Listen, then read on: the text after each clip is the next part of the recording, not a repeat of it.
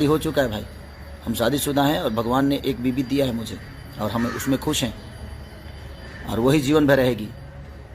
हमें 10 करने की आदत नहीं है और ना ही हम 10 कर सकते हैं, क्योंकि हमारे संस्कार में एक से ही जीवन पार लग सकता है। अगर हमारे अंदर संस्कार है तो अनसंस्कारी के लिए 75 भी हो सकती है, बट नहीं,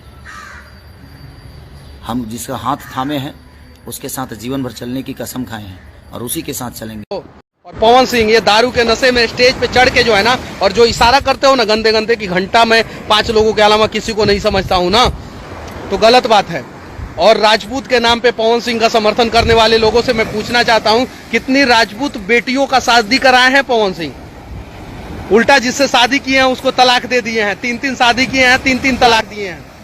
और हमें 10 करने की आदत नहीं है और ना ही हम 10 कर सकते हैं, क्योंकि हमारे संस्कार में एक से ही जीवन पार लग सकता है। अगर हमारे अंदर संस्कार है तो अनसंस्कारी के लिए 75 भी हो सकती है, बट नहीं, हम जिसका हाथ थामे हैं उसके साथ जीवन भर चलने की कसम खाए हैं और उसी के साथ चलेंगे।